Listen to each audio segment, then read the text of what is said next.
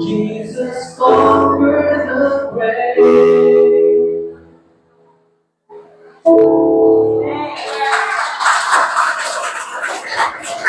He is mighty to save. Tayo natin tumayo. Walang hindi kayang iligtas si Kristo. Walang hindi na kayang patawarin. Ang kailangan lang ng tao, bukas sa loob ng paglapit sa Panginoon. Tayo your Bibles, 1 Samuel 17. 1 Samuel 17. This is going to be a review of one of the greatest stories sa Bible na totoong nangyari, and it's about David and Goliath. Yan ang Sunday school kanina mga bata, I suppose. 1 Samuel 17, 49 to 51. Basahin po natin ang sabay-sabay. Ang salita ng Diyos, begin.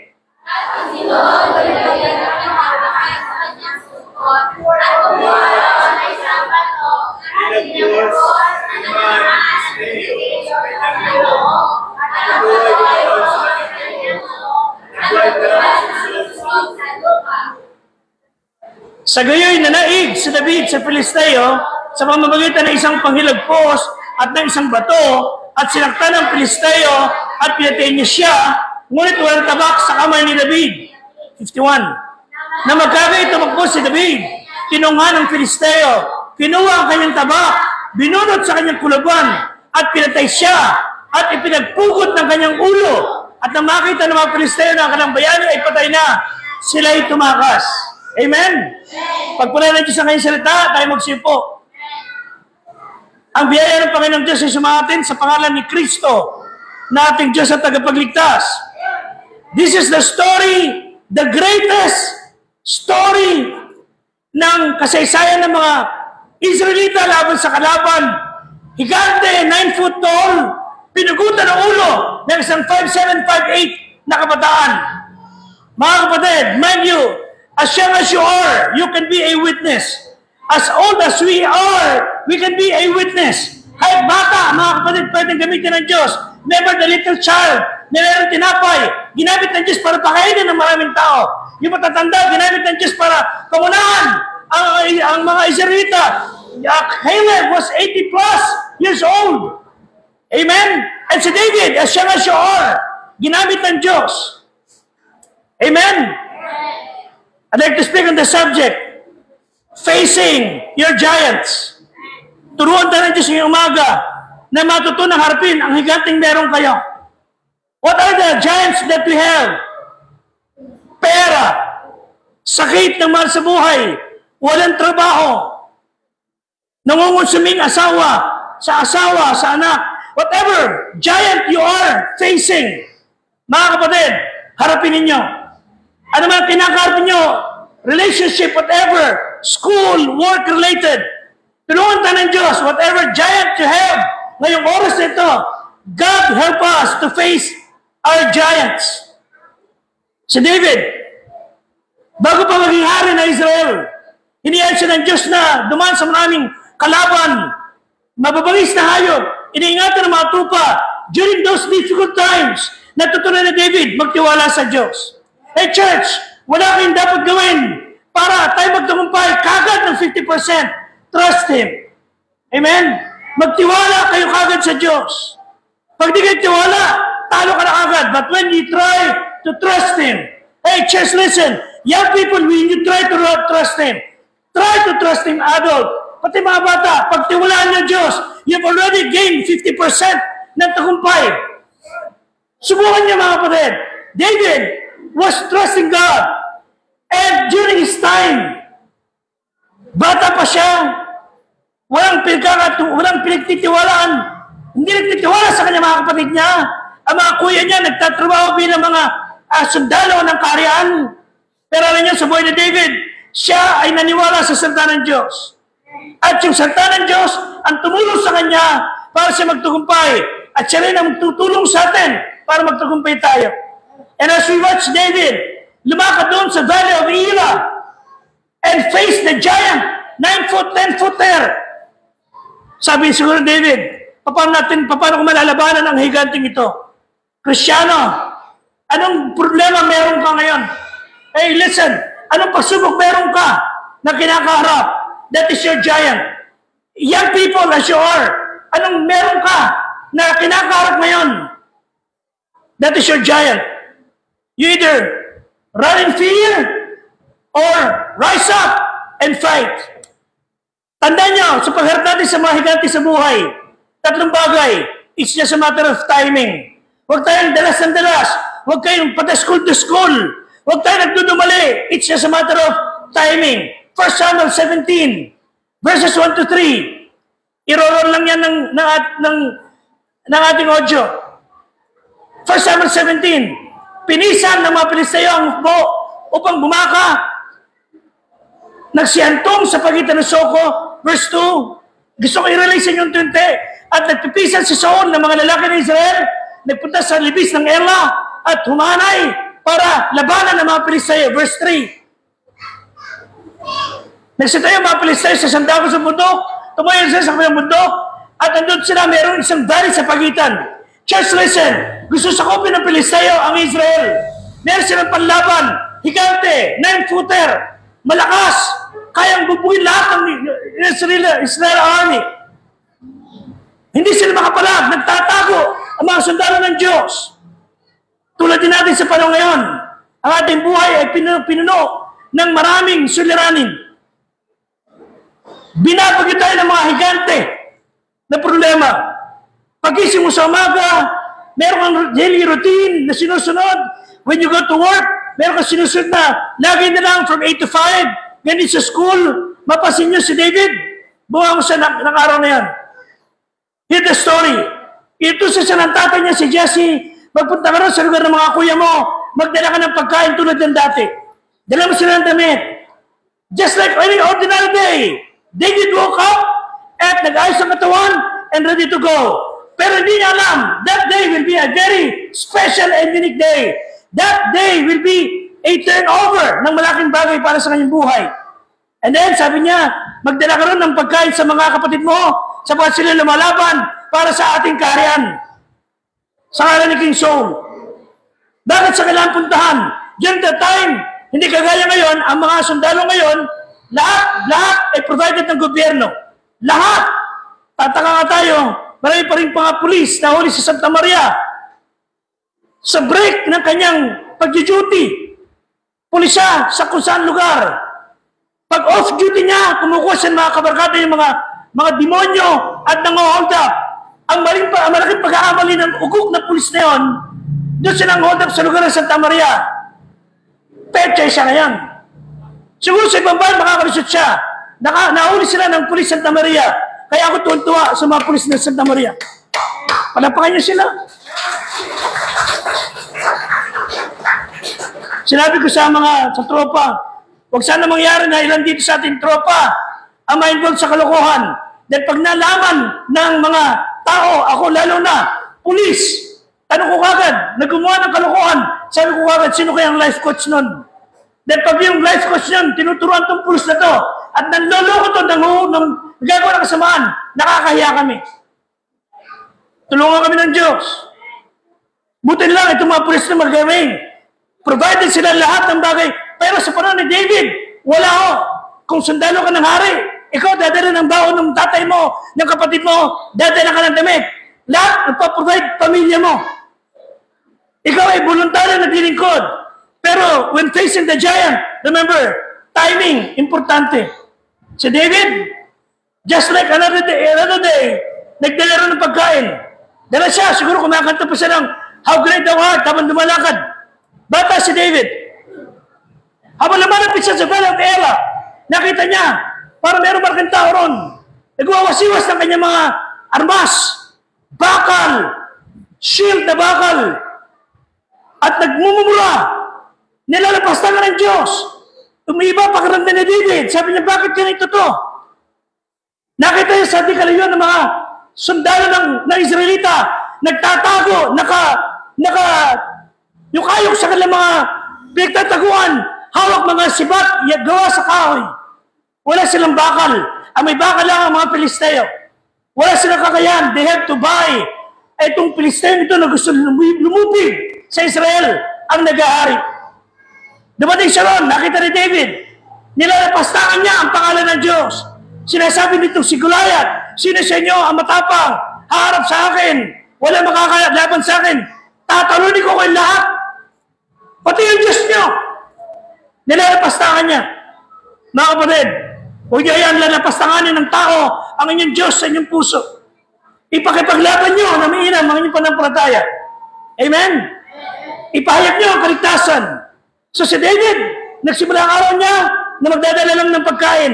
Pero natapos ang araw niya, dala-dala ulo ng kalabang Goliath. Amen? Ang pinampukod niya ng ulo, yung tabak mismo ng kalaban. Pagkakagimisyon sa umaga, hindi nyo alam kung anong higante inyong kakarapin. Magugulot na lang kayo, mabubuluga kayo. Pero dapat nyo maintindihan, laging may giant sa ating buhay.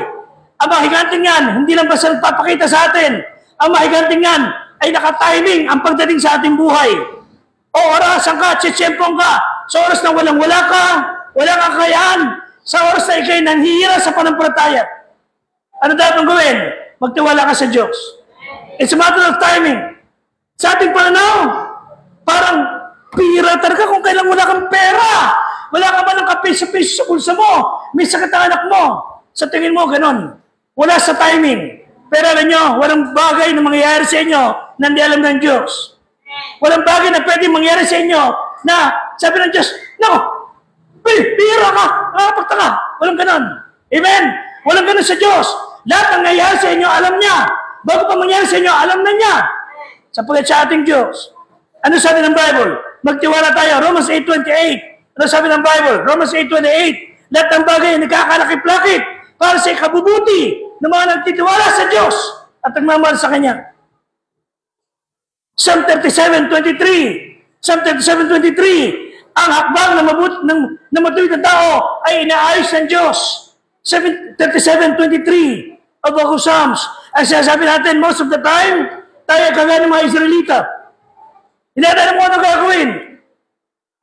Pakuya-kuya tayo madalas. Hindi tayo naghahanda para harapin ang ating mga higante. Now let me walk you through Numbers 13. Numbers 13. Verse 25. Mabilis naman ito mga kapatid. Kailangan puntahan ang promised land. Kailangan nilang pasukin ang lupang pangako. Ano yung 25? At sila'y nagbalik pagkatiktik sa lupain sa katapusan na 40 araw. 40 days silang nagtiktik doon. Verse 27. At kinasalaysi sa kanya, sinabi, dumating kami sa lupain ngayon at tunay na binubukalan. The land is blessed. May pulot at mga bunga, napakasagana. Yung lugar na pupunta natin, bossing. Ano sabi sa verse sumunod? 28. Pero, may nakatira doon, malalakas. Okay? Ang lugar ay nakukutaan at napakalaki. Okay? At ang mga tao ron ay mga anak ni anak. Mga higante nakatira. Maganda nga, maayos, may pagkain lahat. Pero di tayo pwede pumunta ron.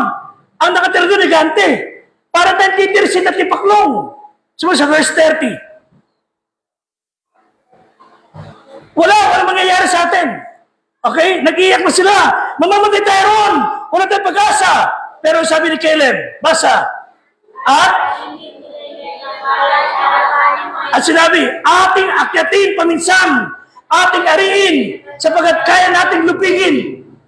Sabi ng mga 10, naku, bossing Moses, ang hirap ng lugar puntahan. Ang lalaki ng mga tao ron. Parang tamang tipaklong, titirsin lang nila tayo. Sabi ni Caleb, tumigil ka sa kangangakak nyo. Ang lalaki niyan, kahit nakapikit ka, ang tamaan natin yan. Amen? Kahit nakatalikod ka, sa laki niyan, hindi ka magmimintis. Akyatin natin, sabi ni Caleb. By the way, matanda na si Caleb niyan.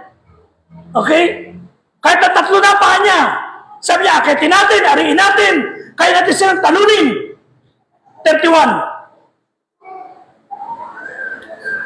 Basa.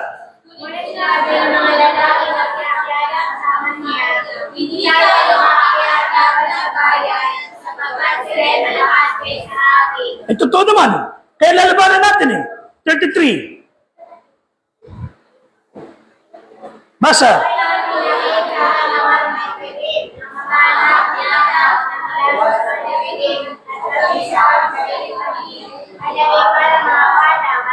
Sa kabila ng hamon ni Keller, negative ang kaisipan.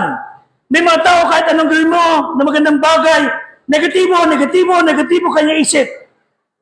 Hindi ba alam ng Diyos na may mahiganti ron? Na pinapupuntahan niya? Hindi ba alam ng Diyos? Alam niya? Hindi ba alam ng Diyos na kasilang lupigin ng sandali lang? Alam ng Diyos? Hindi ba alam ng Diyos na kawawa sila lahat doon? Alam ng Diyos? Kaya nga sabi ng Diyos, you face your giants. Ako ang harap para sa inyo. Okay, Deuteronomy chapter 9. By the way, 40 taon nakalipas, Deuteronomy chapter 9, 1 to 3. Ikot-ikot sila, reklamo. Sa biyahe, 3 buwan lamang mahigit. Reklamo 40 years. At saka na sila nakpas, mga kapatid. 40 years. Pagpunta nila, ano pa yung mga gante? Hindi pa nawawala. Ay, bakit? Tinakasan. Malibog, hinarap na nila. Deuteronomy chapter 9, verse 1. Basa.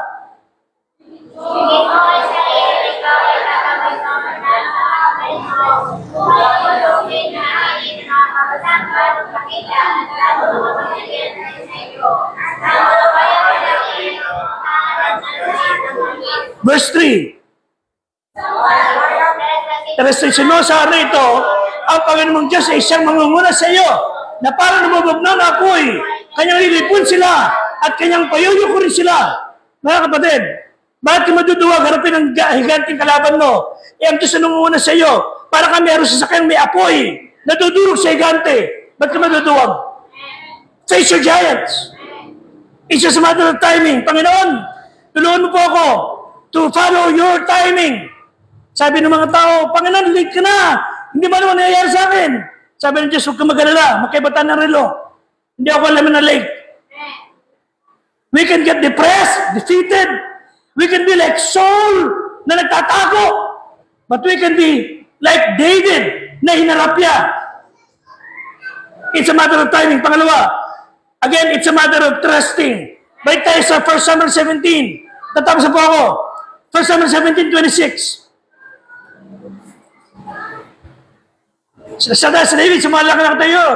Anong gagawin ng lalaking makakapatay sa kanya at magaling sa kadustaan? So, sinong Pilisteo ito? Ito sabi ni David, natatakot kayo. Ako harap. Sabi niya, sino harap sa supot na higanting ito? Hindi tuloy. Hindi supot. Natutuwa kayo sa kanya. Hindi mayabang si David. Pero nilalapastangan niya Diyos. Pagka nilalapastangan mo Diyos ko, iba ang magiging trato ko sa iyo. Sabi ni David, ikaw na higanti ka, malaki ka lang. Pero malaki kang balo. Ikaw nasupot ka. Hinaawan mo ang Diyos na buhay. 27. At sumunod sa kanya ang bayan.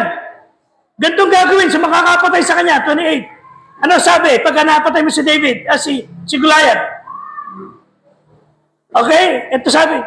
Yung kapatid niya, sundalo, nagtatago rin. Sabi ng matuwa. Ano sabi? At ang galit ni Eliab, nag-alab kay David. At kaya sinabi, ba't ka nagpunta rito? Siniliwan mo sa tupa. Ang yabang mo kasi, hambog ka. Ang kalikutan yung puso. Pagkat lumusong upang makita sa pakikipagbaka.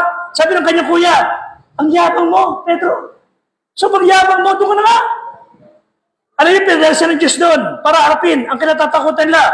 Verse 29. Ano ginawa ngayon? Wala bang dahilan? Sinasabi David, narito ko, may dahilan. Verse 30. Tinagdan niya siya, nagtungo sa iba, nagsata, at etc. Ito nangyari. When David heard the defiance, yung paglalait ni Goliath sa Diyos nila, sabi niya, aba, dapat may mangyari dito.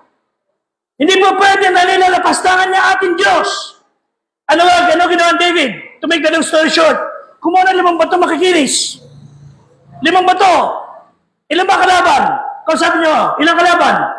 Isa. Bakit 5? Sabi ni mga pastor, bakit? Kasi 5 magkakapatid yung Goliath niyan. Baka pag nasugatan at nagdugo mo ka, tumawag ng kuya. Kaya 5. Pag may dumating pang 4, yari sila. Isa lang sapat ng bato. Kaya David ang 5 bato, nilagay 4. Yung isa pinili, inilagay sa kanyang pangulagpos. Hinahamok itong supot ka. Kung tutoy kang lalaki, ako harapin mo. 9 foot mga kapatid, laban sa 5'7", 5'8". Nilusob siya ng kalaban. May bakal, may sibat na malaki. Ano hawak ni David? Balatenga. Walang cellphone, walang anuman. Etong bakal sa mukha ni Goliath. Dito may puwang. Habang nimulusob, gano'n ni David. Pinalagpos. At dahil doon sa mga kapatid, yung bato, hindi umikot kung saan. Tumama dito. Nadokling siya. At sabi ng Bible, tumama sa noo at napasubsob. Sabi tumama, dapat pag gano'n, di ba? Ang ginawa ng Holy Spirit, pagkatama, binatukan pa siya. Amen? At nagtukumpay, namatay, nag-iingalo. Di pa siya rasyan. Nilapitan niya, kinuha tabak. Yung pinagmamalaki mo, kukunin ko to. Papatayin kita. Kinuha ulo. Tinagpas si David ang ulo. At inangat. Sabi niya, eto lumalaban sa Diyos ko. Papatayin ko siya. Ngayon patay na siya. At lahat ng kasama ni Goliath, nagtakbuhan. Natakot lahat. Mga kapatid, it's just a matter of timing. It's a matter of trusting. Alam ni David, na isang araw, lagay siya ng Diyos sa posisyong hari. Alam niya, hindi siya mamamatay. Alam niya, ano mangyayari yung araw na to. And by the way, panghuli, it's a matter of taking. Nalaman ni David, na kailangan niya proteksyon ng kanyang bayan. Nalaman niya na ang kapangyarihan ng Diyos ay gaya na lamang. At kailangan niya lumaban. Hindi siya naduwag. Mga kapatid, minsan ang galing nating lumaban sa katwiran. Ang galing nating lumaban sa tama. Pero pag ilalaban, yung pakipaglaban ng katwiran at tama, ayaw. Tayo lumaban sa kasamaan, lumaban sa kalikuan, lumaban sa maling aral, lumaban sa lahat ng bagay na masama. Pero yung tama, makatwiran, suporta natin yan. Hindi tayo niligtas ng Diyos para lang talunin ng mga higante sa ating buhay. Ang mga higante sa ating buhay ay plano ng Diyos para matuto tayo na tumibay. It's time to take action. Mag-akay, maglingkod, magtapat sa Diyos. Sabi ng isa, Pastor, sa mensahe mo, I aim to do that. Preaching Pastor sa Sunday. Pastor, sa mensahe mo kanina, I aim to do that. Laging ganon. Finally, sabi ng pastor, kapatid, stop aiming. Start shooting. Gawin mo na. Gawin nyo na mag-akay ng kaluluwa. Gawin nyo ng maglingkod sa Diyos. Gawin nyo na ipagamit ang inyong buhay sa Panginoon. Dahil isang araw, yung giant, nakakaharapin nyo sa inyong buhay, will either make you run away or fight back. Iba-iba po tayo sa pananaw natin sa suliranin sa buhay. Pero tulungan tayo ng Diyos. I will show you 3 videos. Mga simpleng problema. Nakakatawa minsan, pero sa ilang mga tao, napakalakas na. Pero, kailangan maintindihan niyo mga kapatid. Anong tingin siya ng Diyos, yun ang mahalaga, at yun ang panindigan natin. Let's show you